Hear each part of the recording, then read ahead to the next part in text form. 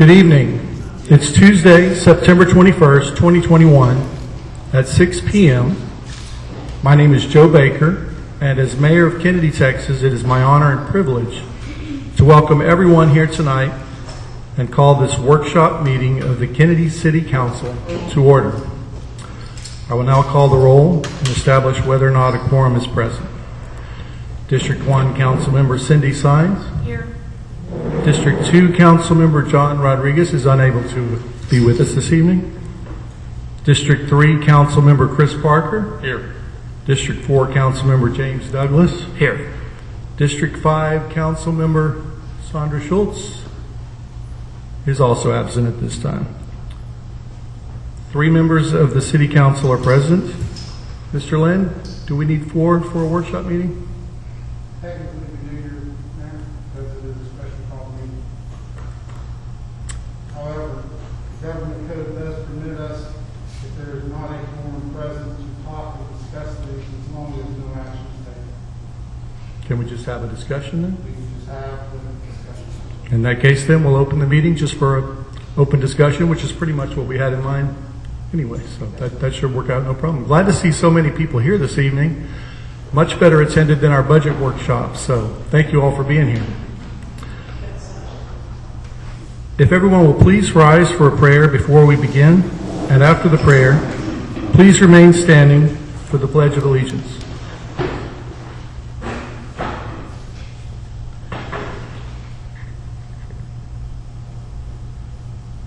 Dear Heavenly Father, thank you for allowing us to be here this evening to serve the people of this community and do what's best for the people of this community. Please give us the patience that we need to work with one another and to work with all the people that live here in Kenedy, Texas, and help us do good things for the community. Please watch over us as we suffer through this COVID illness and bring health and well-being to all the families as much as you possibly can. We appreciate all the blessings in our lives and we thank you for them. For it's in Jesus' name we pray. Amen. Amen. I pledge allegiance to the flag of the United States of America and to the republic for which it stands, one nation, under God, indivisible, with liberty and justice for all. Thank you, Chief.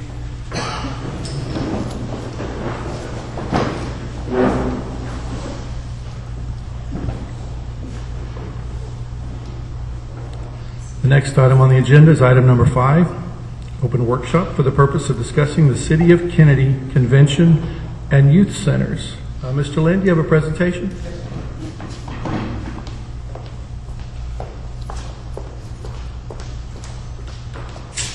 Take off the mask, man. Yes, sir. Thank you. Mayor, Council, residents of Kenedy. Tonight, we bring you here to look at the building and to talk about your brand new convention center. It was one of the buildings that was brought to my attention from the moment I became your city manager back in 2020. I had recognized the building in my travels through Kenedy, as well as there were several other sites around town that had come up. So thanks to the city council and the mayor and their support, we have purchased the building. And mayor, council, we have Mr. Berger present tonight, the architects that we have elected to draw the design up tonight. Hopefully you all will have some good input with the architects so we can put this together as a community. Thank you. Thank you, Mr. Lynn. Is there anyone from the public that has any questions about the purchase of this building or the future use of this building or any comments that they would like to make? I would invite you to step up to the microphone if you do. If not, I would entertain you. Oh, yes, please step forward.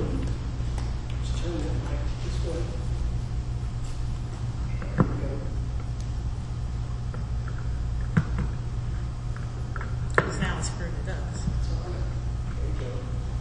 That should work better. Thank you. Okay, thank you.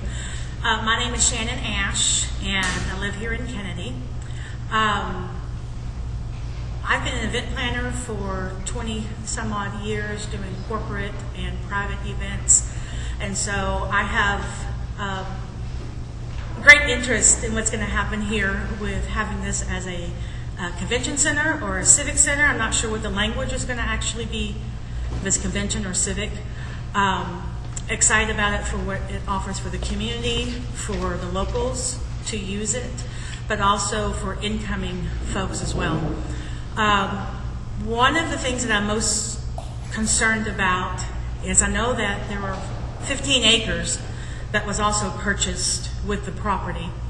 And in terms of attracting out-of-towners as well as a nice space for the locals, for us to have green space. I think it's very important to have green space, this meaning an outdoor extension of the convention center or civic center that is beautiful, trees, grass, greenery. It's going to have to be created. That sets a nice scenery for both pre-convention, post-convention events, cocktail events and that sort of thing, but also something large enough to attract for wedding ceremonies, because the wedding business is big business. And if you're not interested, or if you choose not to get married in the church, but you choose something like a beautiful nature outdoor facility, and then to have the reception right here afterwards, a beautiful green space would be great. I also feel as if we need to have, and I think there are already plans in the place for that, to make sure you have a good coordinator to interact with not so much a tourism director at this point, but something to that aspect, to reach out to the different communities as to why to come to Kenedy for conferences and events and retreats and that sort of thing. And coordinating with the hotels and the restaurants, especially the mom and pops, and to get all of that interaction so that it's a smooth wheel happening. And I know there are already thoughts along that line. I'm not saying anything that hasn't already been thought about. I just wanted to put it on the record. Thank you. Thank you. I agree. I think a green space would be a great idea, especially, I think it's going to be a perfect venue for wedding receptions or special events, celebrations of all different kinds. And I know a big part of wedding receptions is photographs. And if we have maybe a small park-like area where there's, like I said, some nice trees in the background, I think that would certainly, people would be more inclined to select this venue, because when you're choosing venues when you're having a wedding. So I think that's a great idea. How does the council feel about that? Any thoughts? Mr. Lynn, I know you included in those figures that you presented the other evening some funds for restoration. Were any of those landscaping, or were they earmarked for landscaping? Yes, sir. We can use those funds for any aspect of the restoration that we would choose to do, whether it be internal or external. They're there. That was just a number that we came up with that was based upon something Mr. Berger and I had spoken about. He gave you a wide range. We kind of went with the high end, just not the top number, and to allow for the most maximum for residents. If I may digress for one moment, please. Councilwoman Schultz has shown us, so Mayor, could you please on the record acknowledge her presence and see what everybody give us a forum tonight? Yes, sir. District 5 Councilmember Sandra Schultz has joined us, and so we now have 4 members present, and we do have a quorum this evening. Thank you, Councilmember Schultz.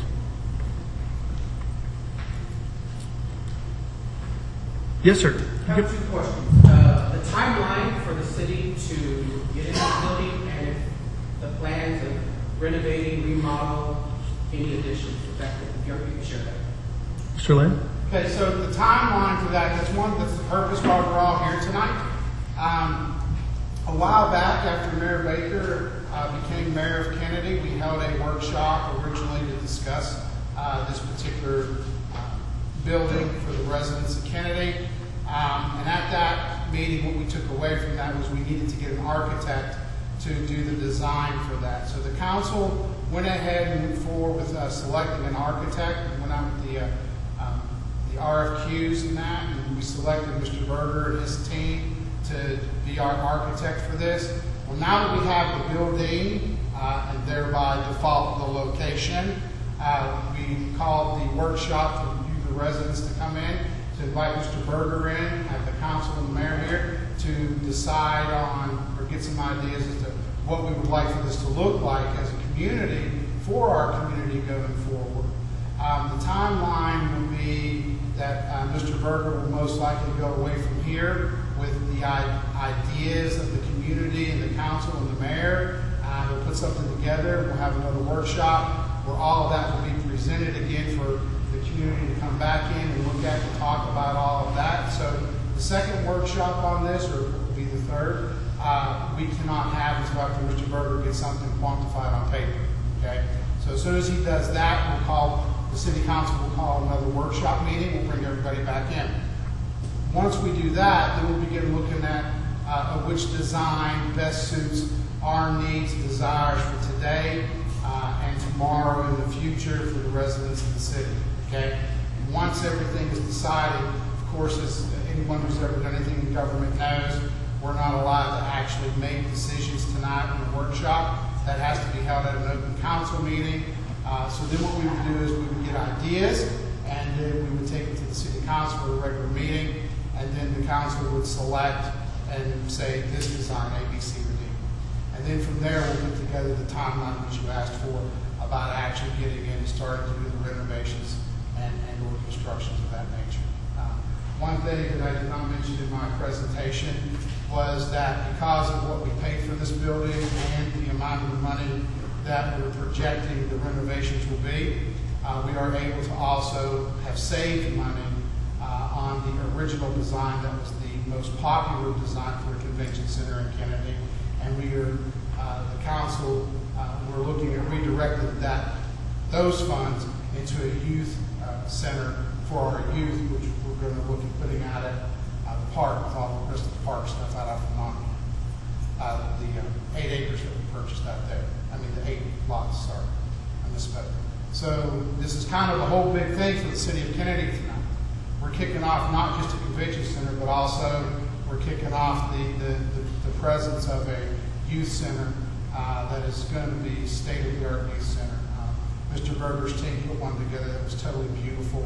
It included a full-size, full-court basketball indoor court at a place for the games for the kids, because they do that nowadays with the video games and that. So I know I've kind of gone around the mountain to answer your question. But, we won't actually be laying out a finite timeline until after we decide on the design.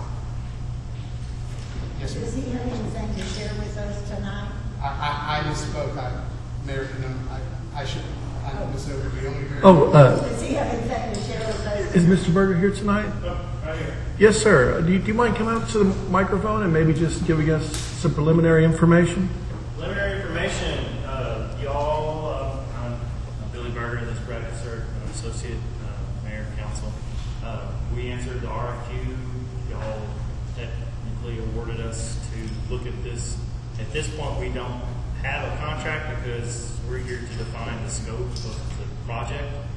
Once we define, and when I say define the scope, that means I'm here to listen to everyone, and that's everyone included, everyone's needs, the needs of Kenedy, so that we can decide what we're all going to do to this convention center. And then once we have a scope, then we can have a better idea of cost, and that associates to our fees. So then I have to present the city with a contract. And then I would move forward with the design of this.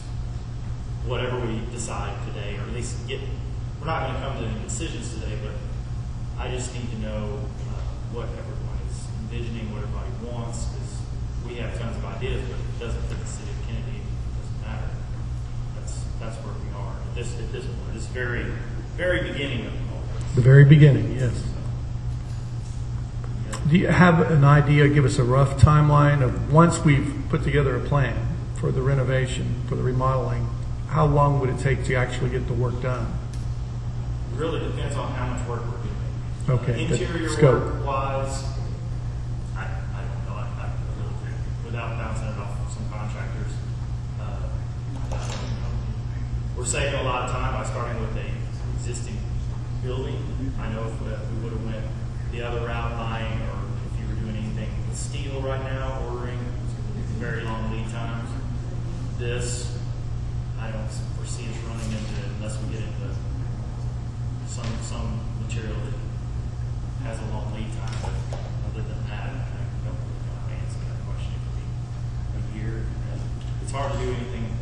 Just depends on how big the job ends up being. Yes, I understand. And you can phase it, especially if we do some things outside. That could be going simultaneously to the inside or after. It just depends on what the budget allows. Mr. Mayor, may I ask Mr. Berger? Yeah, absolutely. Mr. Berger, so we get to this point where we're fixing to move forward, we're going to phase it.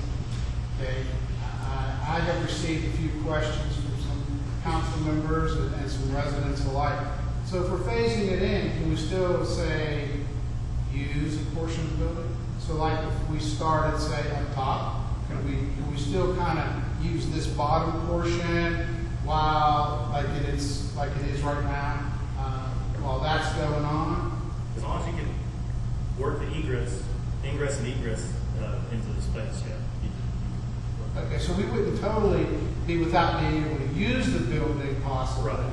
That there is a possibility we could still use it for some venue type things, small albeit. The way it's divided up, yes, sir. I think you could. Okay. We'd have to work around it, but the first step we would do is we'd send a team of us out here and we'd measure and get this whole thing on paper, run all code analysis of everything, make sure we have enough exits. What we learned tonight from the council and people in the city, how we move forward from there. But yes, in answer to your question, I think the way the building's laid out, we could phase it enough to where you can use portions of the building while we're doing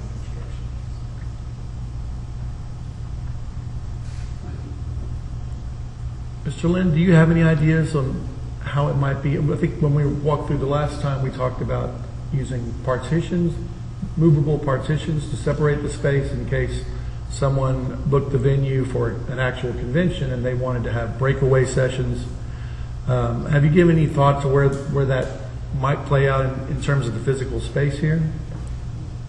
Yes, sir, Mayor, thank you. So what I thought was like, basically what we would kind of do is, and this comes from going to some of my conferences as a city manager. I've seen these convention centers, these big great partitions that break down. So I thought that maybe like down here, we could have one that maybe would cut the room in half, and we could maybe build a smaller stage for back there in that room.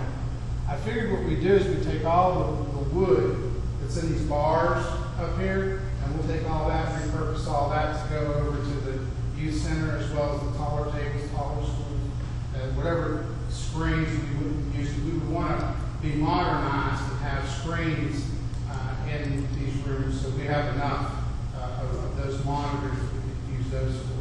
I thought maybe up top we could cut it in half, just the top part, and have a walkway here. But then as you come out of the kitchen, there's 3 doors. There's 2 doors here, 1 door on the end. I can tell you from having worked and catering and things of that nature, that far door is useless for what we're looking at, that you only need the 2 doors here. So I thought maybe we could wall that off and then build a wall just about, say, 6 to 8 inches inside the door, bring it over. There's a support beam right out here. You could bring it over to it and run that down, make that more of a permanent, small type room there like that. So then what you would have is you would have 5 separate rooms, possibly, for 5 events to be simultaneous. But then if someone needed a bigger venue, you would have, of course, removable partitions down here and then up there in the main bar, what they call the bar area. That could be removed to create a bigger space for people to have a much bigger area to have to house more people and do things like that. So you think there's a way to divide the entire building into 5 separate spaces, but also have the flexibility to change that to just 2 spaces? Yes, sir. So like it's pretty much what it is now is 2 spaces, this space, that space, and then you have the kitchen area in the back. Yes, sir. So I like that idea, the fact that you have that flexibility for large events and smaller events. Yes, sir. That's I think going to be something that's going to be pivotal for the success of this building and this venue. continue going forward. Because as Mrs. Ash has said, weddings are big business, but sometimes you get the people who are just, mom and dad, brother, sister, aunts, uncles, and they want the smaller room for the wedding. And sometimes you get them, there's 300-400 people, and they need a bigger venue for their reception. So I think having that flexibility is going to strategically position us with this to be a success, not just today, but in the future as well, especially in this area as Karnes County continues to grow and expand. What about the current restroom facilities? Are they going to need an upgrade? Yes, sir. The current restrooms we have are basically suitable up to a certain point. They still need to be ADA compliant, and then we're going to need to add more restrooms. If we're going to have a hope to bring venues in, we're going to have much more in terms of restrooms and that. And I know that I had spoken with Mrs. Ash about something that's actually rather unique. And on her travels, she has seen this, and I think it's an awesome idea that she brings to the table about having dressing rooms for the bride and groom. That way the bride and grooms do not have to use the restrooms to be dressed in. So I think if we're going to actually pick up that niche market of weddings, that by offering that would be something that can set us aside, say, from a Victoria or a Viva or somebody like that doesn't have that they'll be, anyone who's ever gotten married or paid for a wedding knows, young ladies' gowns usually cost a penny. And if there was a special music event, that would be attractive too, I would think, to performers, musicians, to have a dressing area separate from the restroom. Yes. They would call that a green room. Yes. For them to go and just chill and have their drinks and all of that as well. So I think that's a good idea. Is there another question? Yes, sir. Have y'all considered a building committee to provide ideas, suggestions, feedback, or in the workshops, are y'all going to allow citizens to that opportunity? What we've done with workshops is it is just an open discussion. So any citizen who's present at the workshop can stand up and ask questions or make comments or throw out ideas. That is very welcome with this council. In the last workshop we had regarding the convention center, that's exactly the way it played out. There were quite a few citizens that attended, and they spoke their minds, and we listened, and that's one of the reasons we're here today. We had been considering a location near Joe Gully Park, and the residents in that neighborhood were opposed to it, and they had some very valid points. If you're going to have public events, it's going to create traffic and noise and sometimes some activity that you don't want close to your neighborhood. So we listened to their concerns, and that played into, I think, our decision to purchase this building. So absolutely, anyone who wants to contribute is welcome at any time. Oh, is there someone else? Yeah, go ahead. I just want to say, I appreciate this building. It has a lot of character and it has a lot of potential. And I hope that and I agree that we definitely need different places, parts, bigger, smaller. I agree with all that. I really like the outdoor aspect of it because nowadays that is such a popular thing. And hopefully we can even do some type of where there could be, food that is served and or made out there, however the catering can take place there. I don't want to lose the character of this building. This is an extremely, has a lot of history. The walls, like they are, you go into a lot of modern places and they have reconstructed that. So I think that this place offers a lot to our community that's different. So I'm hoping when you're talking about partitioning and things like that, they're going to be within the character of this building and not, slick and modern and everything. I'd like us to see us to keep the focus of this building because it has a lot of history and it's very attracting to people that are going to always go, for what you can find in the city. So. Yes, I agree. Yeah, I think that the character is very important. The history of this building is very important, and we talked about that as well. I think, Mr. Lim, the idea that we discussed was whatever partitions are used can be carefully stowed away so that they're out of sight. so that they wouldn't really have a visual impact on, like I said, the brick walls, the floor, the ceiling, all the elements to the building that reflect that history and character. So I think we're all on the same page there. Good. And I think as far as the restrooms, you can never have enough. You can never have any of that. And then the kitchen, I was on the second committee that was planning for the event center, and the kitchen and making it accessible and yet useful to the people that will need it, whether it's a catering kitchen, not necessarily something that you're going to cook in all the time, but certainly a catering style where it's kind of an in and out, but it's effective in getting people served and served efficiently. Those types of things, don't scrimp on those things either, because you got to feed them when they come. Absolutely. Yes. Concrete solely, not the whole facade of the building. Keep it the best you can, so that it's going to look old and character like we are. Yes, absolutely. I agree. Yes, I sir. have a question, and the city council is more than likely discussed this with our designer here, but I have a concern about parking. Because one of the things that we don't want to happen, we're going to get these big things coming in. I know we will eventually. It'll take time. We do it right, it'll be done. We don't want to have problems with that neighborhood over there with people parking on their streets and along the highway and everything else. So I'm just curious about its parking in the city. I'm glad you brought that up. Do we know how many parking spaces are on site currently? On site, I have not taken the parking count, but I can tell you that at the end of the day, we'll be looking in the neighborhood of about 200 to 300 parking spots. With 15.7 acres to work with, we certainly have a lot of land we can expand and create parking at that point, so go into any direction we decide to go. That's an important concern. If you have an event that's going to draw 500 people or more, you're going to need 200 spaces, 300 spaces? Yes, go ahead. Back to Mrs. Overby and Kathy Gervais. That was a really big concern of ours, is the historic properties of this building, how long it's been here, what it was, how we all recognize it for that. Something else that we've all talked about, we're all really excited about, is the fact that it's on this side of town. We are thrilled about that because this is just the beginning of something really nice coming here.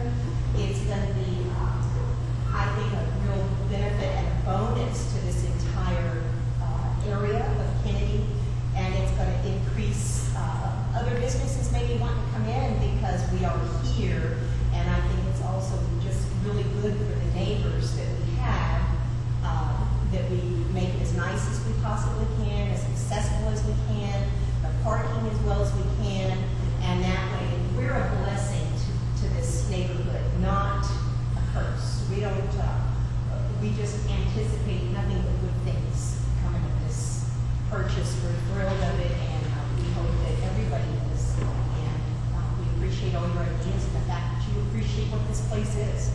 You know, it holds a place in our family's history. My mother-in-law moved here with 5 children and lived upstairs in the very early 40s. So, you know, that was pretty cool. I'd like to say that Yes, sir. I was 5 years old, I backed up to that now, and pick up, we loaded cottonseed meal out of there for our cow. This was a cottonseed mill, where they took the cottonseed, split it apart, took the inside and made oil out of it. That's where your vegetable oil comes from. And the leftovers went to the cattle feed. Over the hulls and the seed, the cake. Cake was for the part that pressed the oil. So we needed to try to preserve that building. That was the original building. This here got added. The thing about it is we could put a name on it that would reflect the old cottonseed mill some way that we would get the history of this place. This is what this is. Convention Center, a name, we don't have to build, put a name on it anyway. So let's do it right and get that history. Because this thing was probably built in the turn of the century. I'm glad you brought that up. I mean, it's like the complex down there, it was built at the same time the complex and all that gin and cotton was going on, see, restored. Actually, they restored. That's when people had wheels and horses, they didn't have that. Maybe that's something fun we could do as a city, is have like a main city center type contest. Get everybody involved in that. That would be fun. That's a great idea. Encourage, you know, I'm personally going to do it myself, just out of turn, but I'm going to say, if anyone in the community has photographs of this building in those early days, you know, that might be something really cool too, to have enlarged photographs just showing what this building actually was, just for part of the decoration. The library might have, they've got a lot of history photographs that go with that. That'd be cool. That's where you go find them.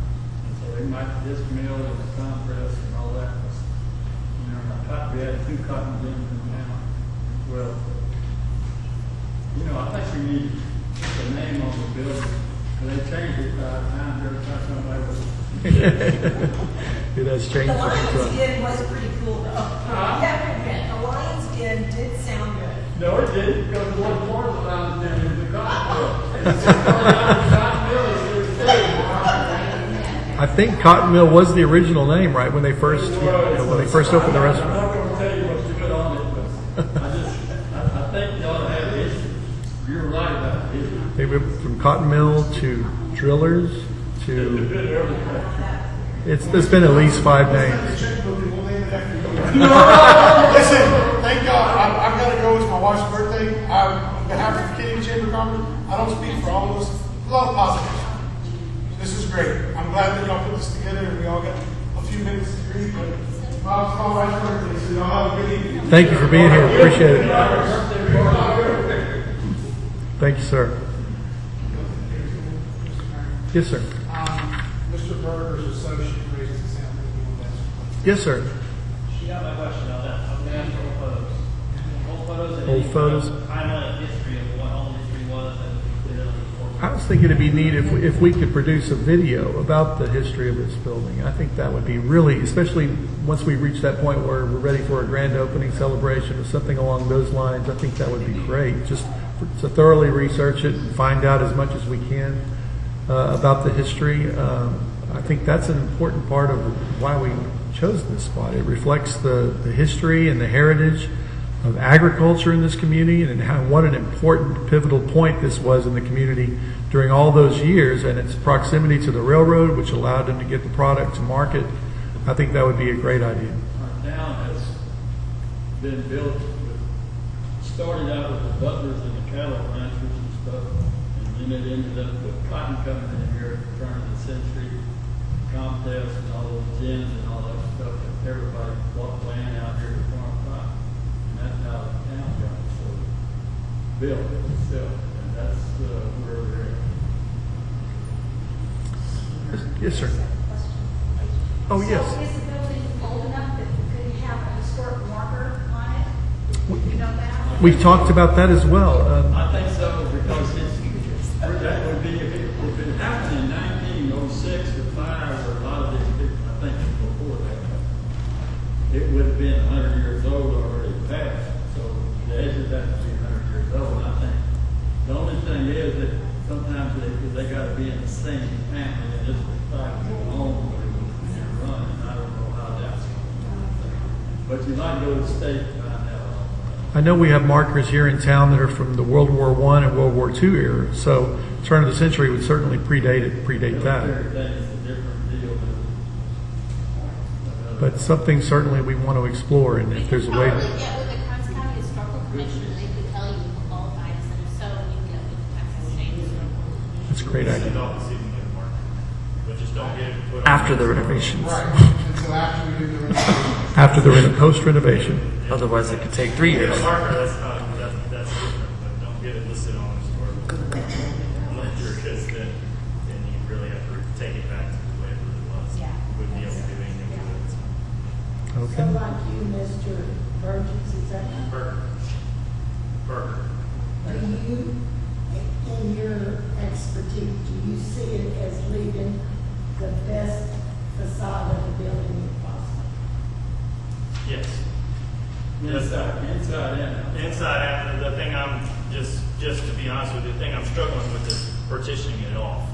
How do we do that with And take away from the. right without taking away from it? That's going to be very. Yeah.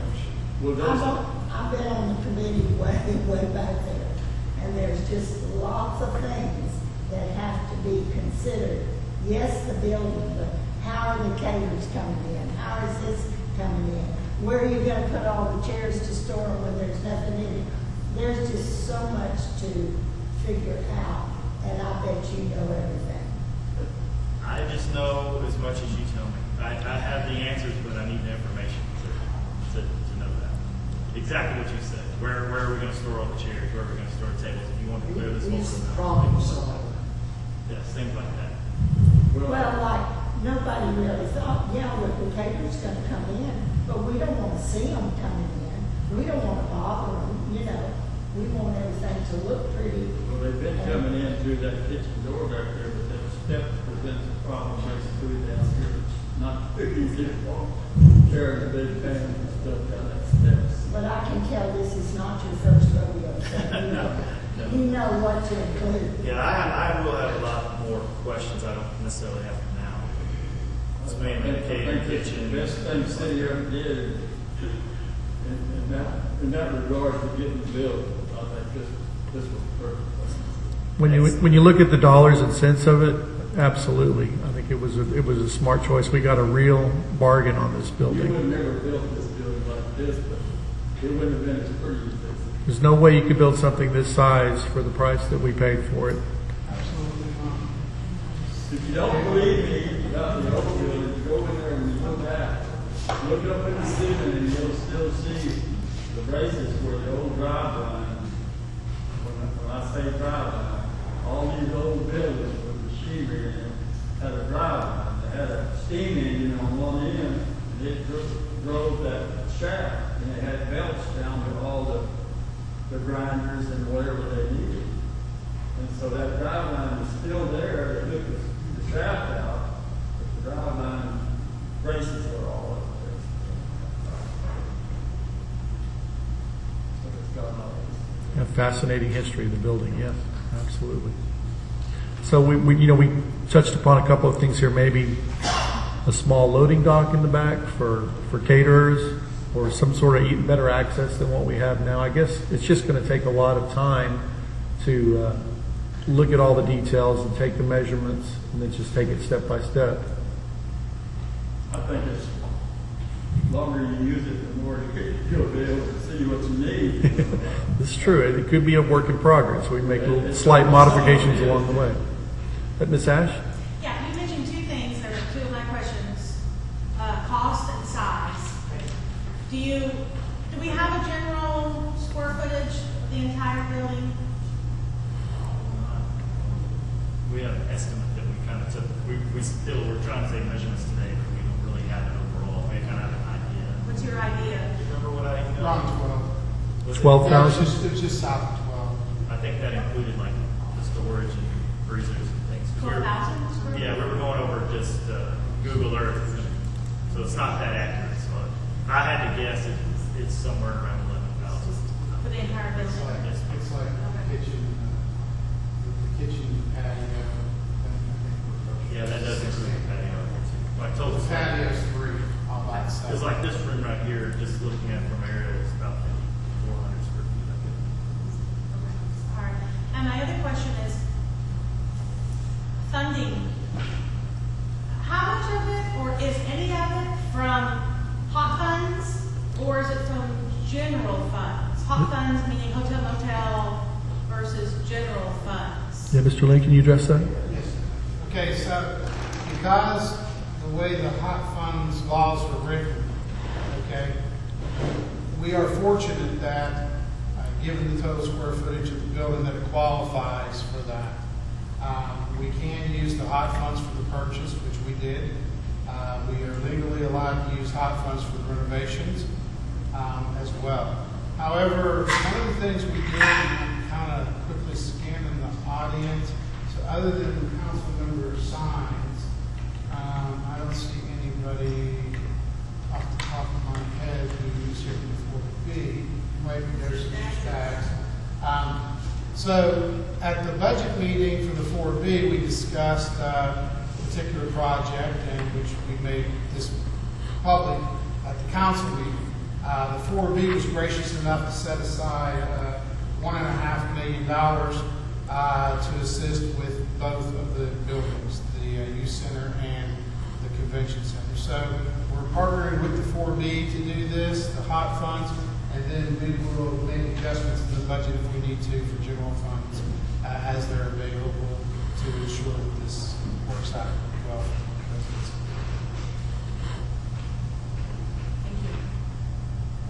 No debt. Not taking Absolutely. away from other Right. departments. No debt, and we're not penalizing any other aspect of the budget for this. That's one thing we haven't talked a lot about is the youth center. Does anyone in the room have any questions about the youth center, or ideas, or suggestions, or comments?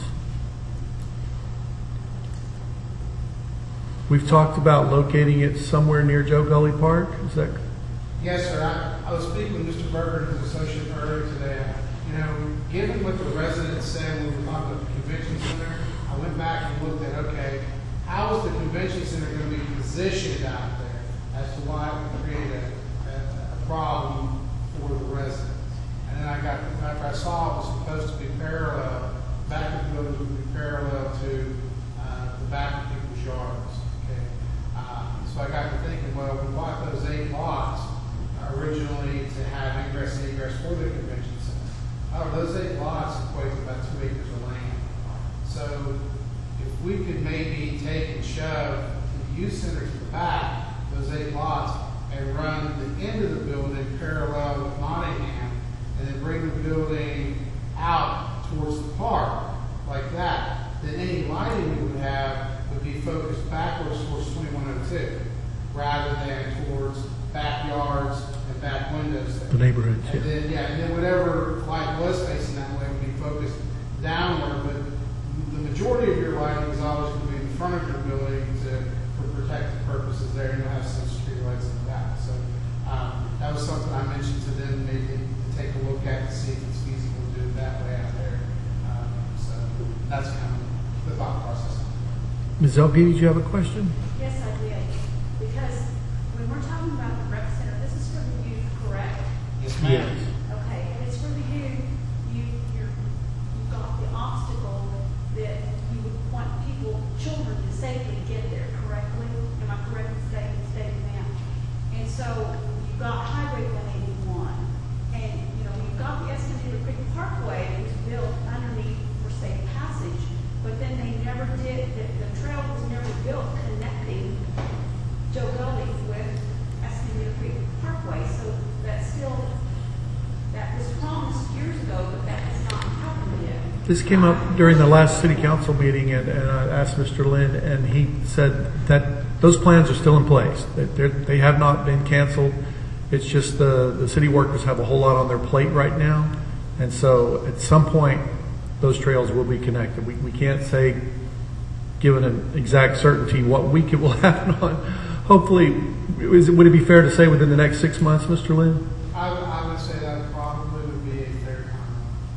So what kind of trails are we talking about? I mean, if you want it to be passable if it's bad weather or it's rain or wet, and if you're talking about gravel versus concrete or pavement or something, I mean, that would be a concern because it needs to be all the time to be traveled. What we've talked about, Mr. Hernandez and I, is in order to first get it down, because we want to try to do this as expeditiously as we can. So in order to do that, what we've talked about doing is using the decomposed red crushed granite first. That does 2 things for us. Number 1, it gets it cut, it gets the outline, it gets it formed, and gets us something we can use for people to walk on. It's low impact, and it's biodegradable with the environment. The other great thing using regularly crushed granite does for us is it provides an excellent subbase for concrete. So what we would do then is we would then come back and we would concrete that from the end of the high game fence right there at Escondido Park along that berm all the way up into Joe Gully to the trail that way. So at the end of the day, when we're totally done with connecting and everything, we will eventually have a concreted extension from there all the way up. So that's the plan. So it's kind of staged. One, let's get it there so everybody can use it.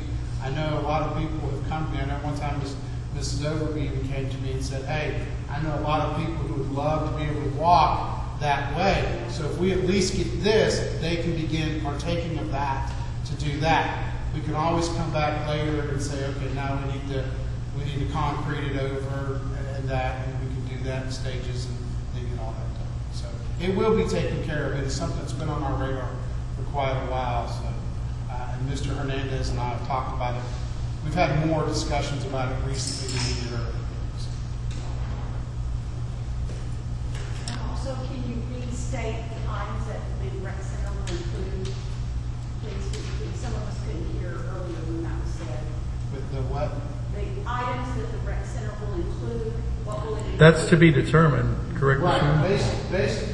Based upon the template that Mr. Berger's associate showed me, it had a full-size basketball court on one side, and then as you walked in the door, there was an open space, a game area for like pool tables and foosball tables and all that kind of stuff, with a horseshoe of an area where you would walk in, and that's where tables and chairs would be. It's kind of like your area where you have your snack area. There's kind of like a little concession area over there. There was an office in there. There was a weight room at the end, or a workout room, I believe they called it, at the very end. And then there were some areas there towards that back wall for like video games, where they could do video games. One question that came up when I mentioned this Tuesday night, I had a resident ask me about it directly after Tuesday night. Question was, would we charge our youth to use it? The answer is absolutely not.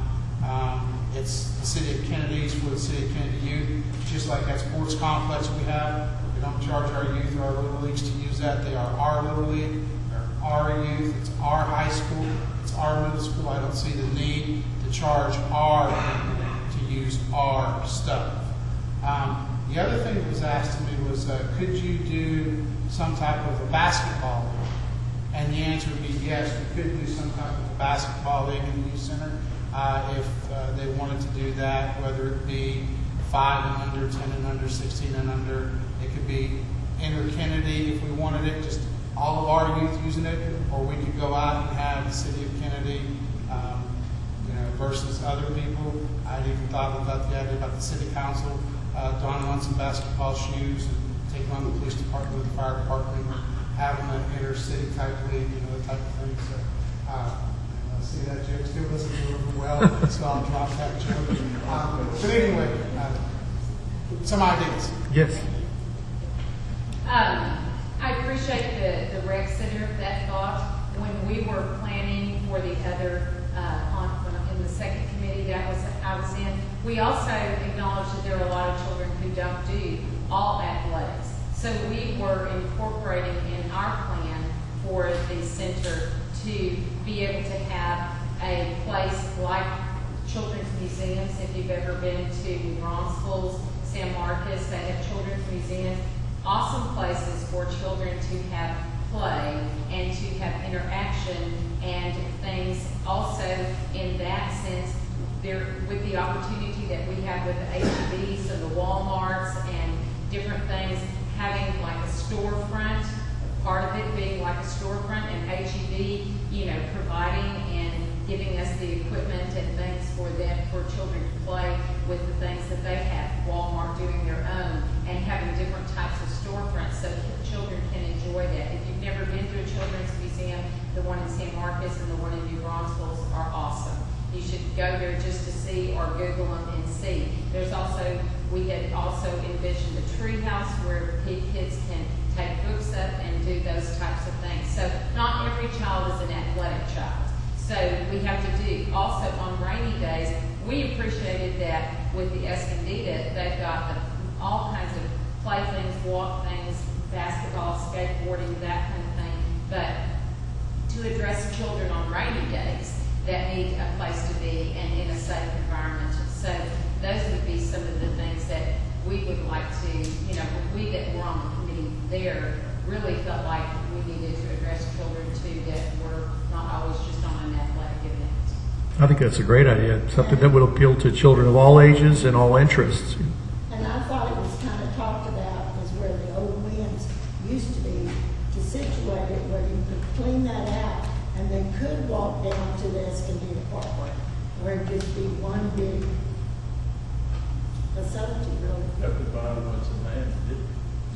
I think you would have more youth going because it's within walking distance, it's closer, more accessible. It's a thought. I have to agree with her because that was said a long time ago, and I have to agree with that. It was a good location. They don't have to go across the highway, they don't have to do anything. Yes. Regarding the youth center, something else that I too was on the second committee. One of the things that, and I don't know if there's been a feasibility study or a community needs assessment, but I think, I'm assuming that not every kid has internet access for homework and things like that. So it'd be really cool to have something like that where kids could go after school and have internet access and do their homework, and then get the playtime. And so, that's something that the council may want to consider. That's a great idea. Right now, we're in the process of doing, is gathering all these ideas so we can put this together into a plan for this youth center. And we want it to reflect what the community wants and what the community needs. So thank you. One more thing. Yes. We did also talk about, just in broadening our horizons, the public library that we have here is, the people are good, they do wonderful projects for young and old. Bringing that, if that was a possibility, into the center, into the youth center, to where they could still do all the things that they have, but have so much more room to do things. And it would be much more accessible to the public, and then also that staff could, if we had something like a children's museum, possibly help be monitors for that. That was something that we had talked about looking into too, if that was feasible for the public library to do. It's an interesting idea. Kathy, would you elaborate on that? Are you talking about moving the physical library to the... Well, if it was a center, to where you could have the library have their own space, because our library is small. They don't have a whole lot of room for expansion. I've never seen them be able to expand because you've got the room there that they use for small meetings and things like that. I'm just thinking how much room that would take up from the actual civic, the youth center. That's a big space in there. That's probably about 6,000 square feet, maybe. In our And library. in the little library, that's maybe 4. It's a pretty big area, and if you took that, that'd be almost a quarter of the building. Well, we were just thinking of possibilities to be able to kind of have a dual purpose. Maybe To where you would have the access of that, and more access for children to get to the library, to have time for the library. Yes, you have a question? Programs there. So that was some of the brainstorming that we did on the committee. Was we talked about having this place where there would be a museum, library, and youth center. But then in the meantime, that would free up the library to be used for other space, like city council meetings, or those, I know that y'all do host some oil field meetings or did in the past. That would be a great way space where people may not need to rent this whole building, and you don't have to worry about the partitions. There would be other areas where perhaps the city council could look into renovating the library so that that would be suitable for smaller things like baby showers and, things like that. Yes. The other thing kind of goes with what they're referring to between the rec center and the library is 8 to 5 doesn't work for kids. I don't know if anybody else thinks that's normal, but kids are in school like 8 to 4.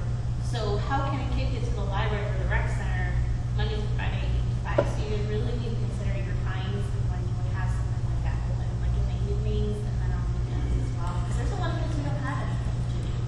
So it'd be nice to have time for them to do that. Well, the rec center, I can say, would be open until 8 or 9 at night. That would be an absolute must. It would also be a safe place. I don't know if anyone knows what a safe place is, but it would be a safe place. We'd get it designated as a safe place as well. For those who don't know, a safe place is where a child can go if they feel threatened from somebody, and they go in, and those people kind of shelter and protect them until the police arrive and their parents arrive and take care of the situation. So it provides a safe haven for children to go to. One of the conundrums that we have, I like the ideas, except for one thing, and that is we as a municipality, library is not ours. So what we would have to consider as the governing body and the administration is bringing the library into the city and see if the county would be willing to give up the library. That would give us much more latitude as to what we could do for the library. I agree. I've interacted with the ladies over in the library. They're just super ladies to deal with over there. They do an awesome job. They've got some antiquated equipment over there as well that needs upgraded. I don't know. I don't know if the community would even be for us taking it into the city. Would you? Those of you here, would you be for the city taking it in? Okay. So maybe that's something definitely in our next budget discussion in 2022, going to 2023. Maybe we need to look at it, if that's okay with the governing body. Well, yeah, I think we're open to all ideas. One thing to consider when doing that is make sure that we talk to the county Yes.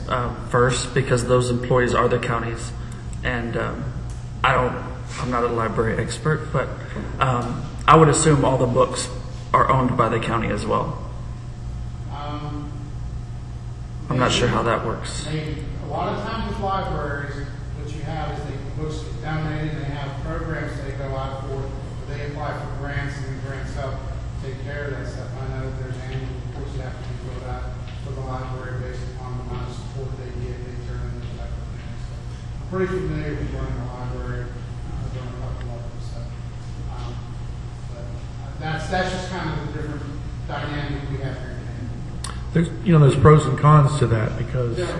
Yes. I'm sorry, Mayor. Oh, yes. When you take that into consideration for the next fiscal year, you take a look at technology and versus, the hard copy, those that like to go into a library versus those that, don't mind doing the research online.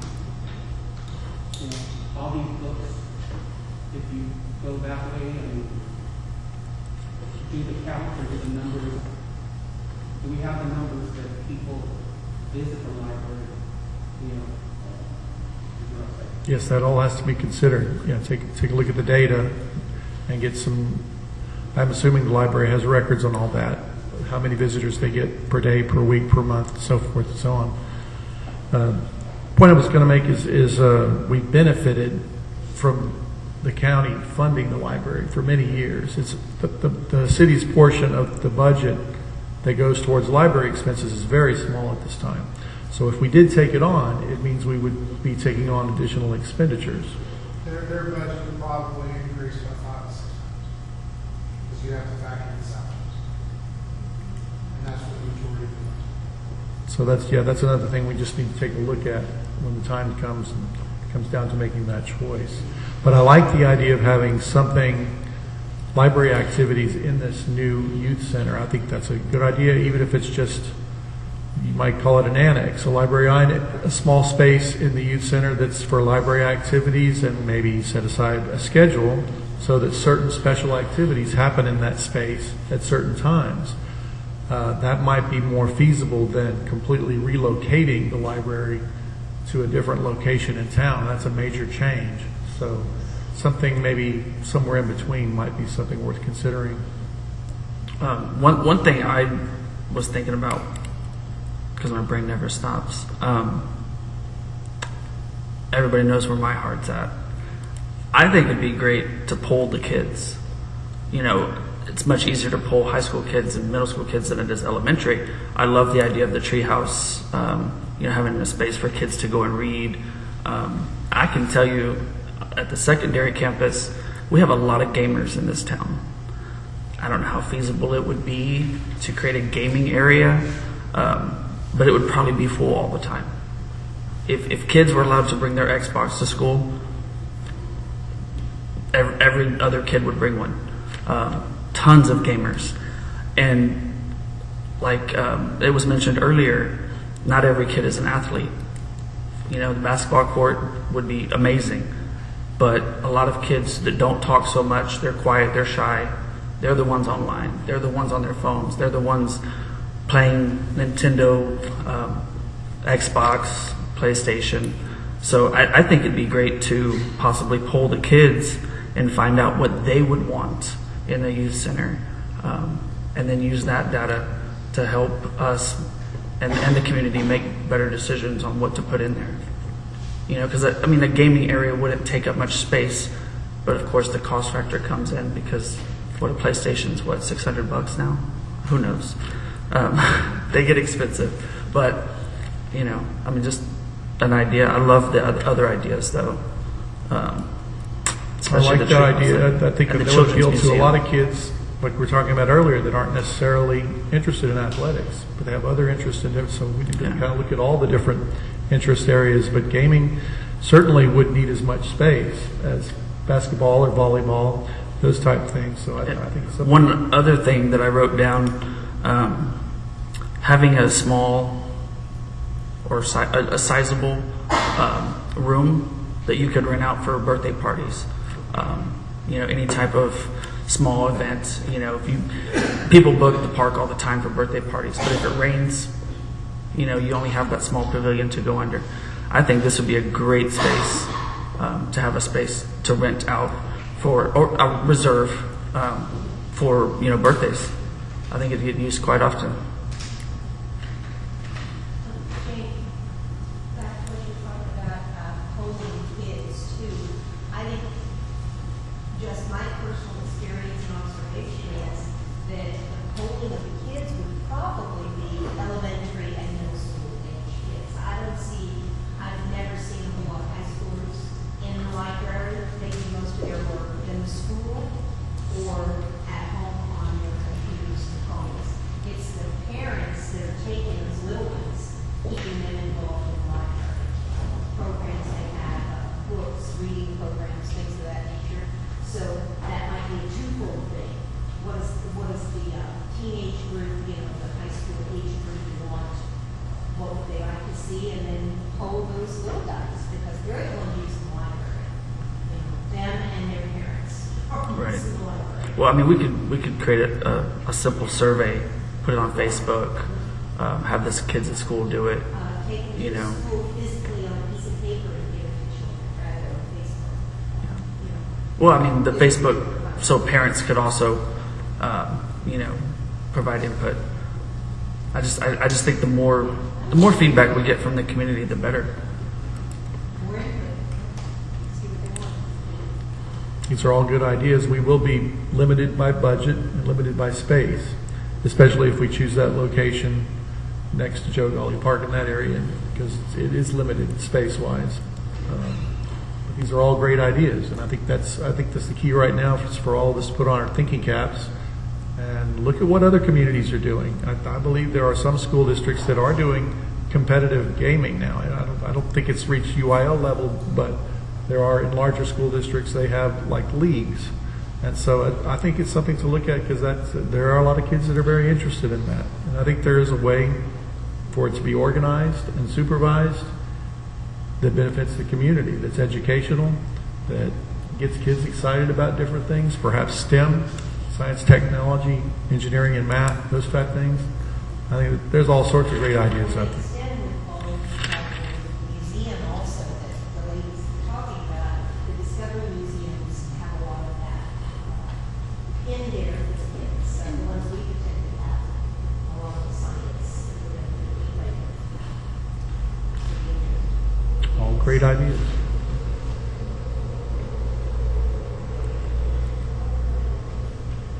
Any other questions or comments regarding the? Mr. Lynn, I have a question.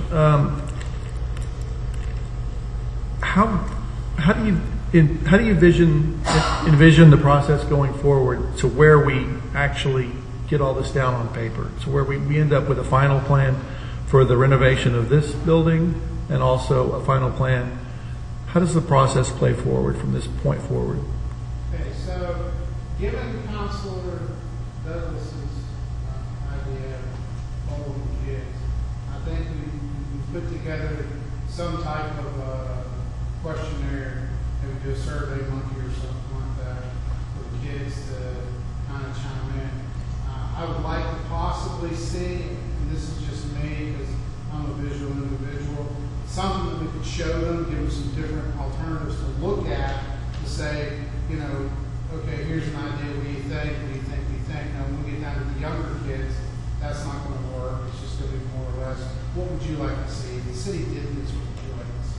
I think that's a great place to start there, okay, for that. So however long that will take. And that's something we certainly, Mr. Sharmas and Ms. Bevan, we can certainly roll that out as quickly as we can come up with a questionnaire that will be with Councilman Douglas, and maybe we can get together since he has some great ideas on that and kind of put them together and do something like that.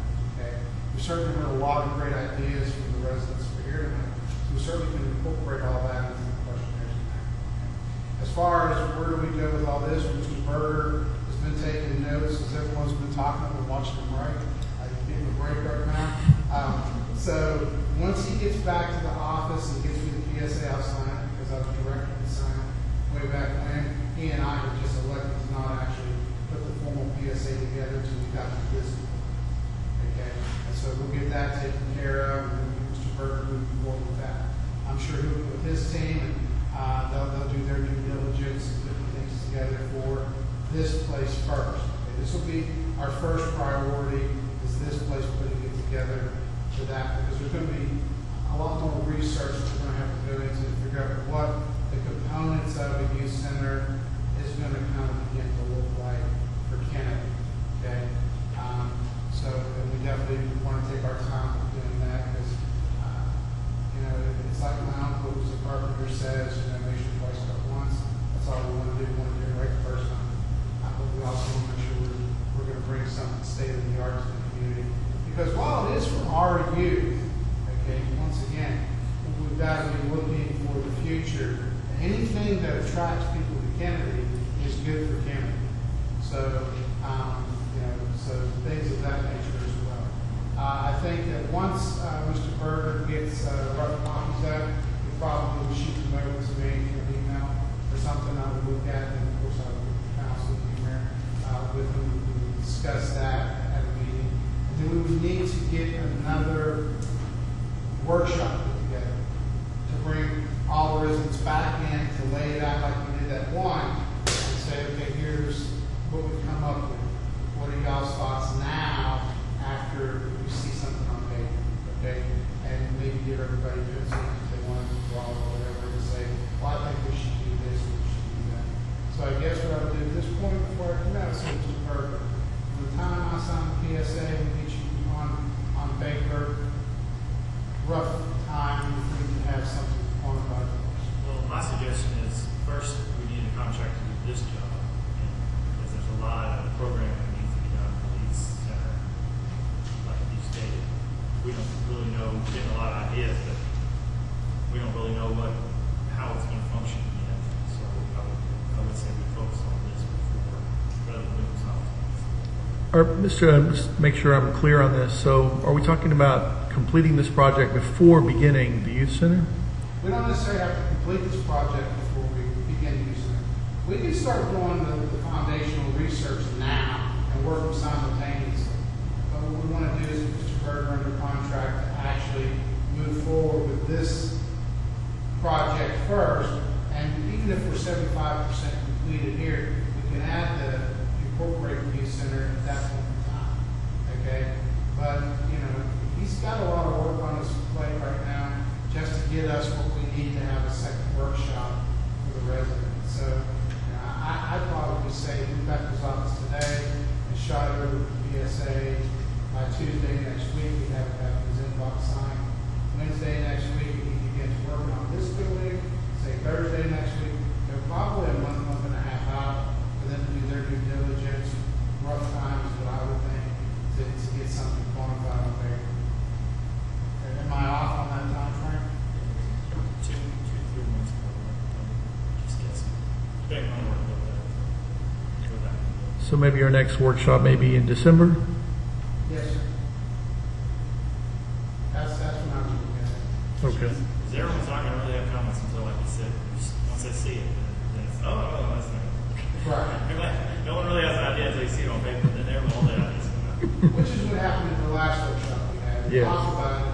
Everyone had a few things, but then we brought out all three of them. Then everybody started saying, well, no, I don't like this. I don't like that. I like this. I like that. In my profession, people never tell you what they like, they tell you what they don't like. Take this out. That's pretty much how it works.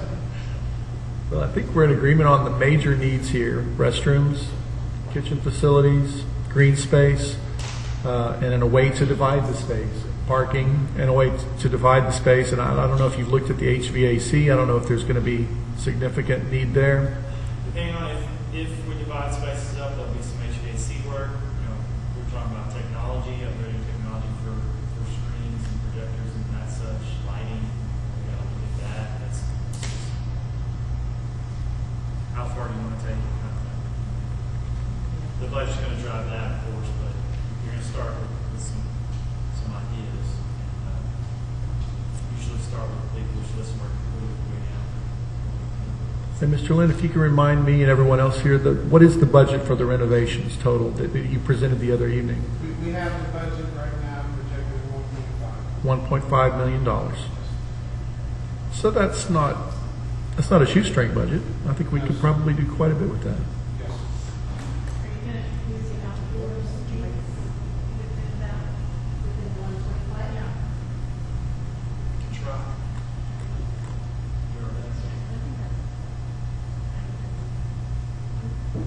That part. So that's- Maybe not something on par with Central Park, but something smaller that would work for like photographs and for, like I said, this is a big piece of land that we're on, and to develop the entire property would be a significant expense. But if we could identify a key area and focus on that, then we should be able to stay within the budget, I would think. Yes. So how far do we go this way and this way and this way? Well, the majority of the land is behind us, okay? But we go not too far this way, and then we go right up here to Allen. Okay, so at the end of where we have here, what's on the other side of that? So there is, back here is all land, and then behind that is the, I want to say it's that other land that borders up to 181. Oh, it borders 81. Our land does not, okay? Let me think of where I'm at here first. Where's Flax Plant? Flax Plant is down here, right? Okay, so then the answer is no. There's buildings back here, is what I saw on the CAD. So we go, it's hard for me to describe this. We're on the other side. We're on the other side of the creek. So it's not a complete rectangle because Alamo's here.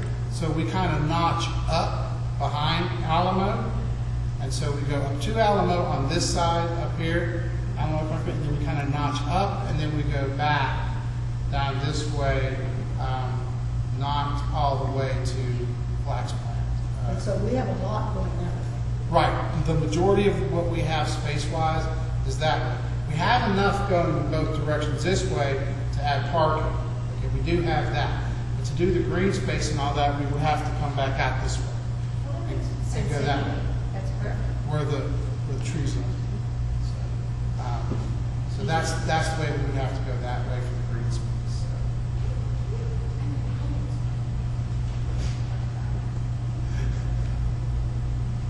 Did I answer your questions? Any other questions or comments from the council or our visitors this evening? Well, I think this is a good start. I think some good ideas have been discussed tonight, and now it's just a matter of putting the work into it, getting the details figured out, and coming to agreement on what the community wants, what the community needs. So, if there's nothing further, then I want to thank everyone for coming out this evening, and I will declare this workshop meeting of the Kenedy City Council adjourned at 7:16 p.m. Thank you, everyone.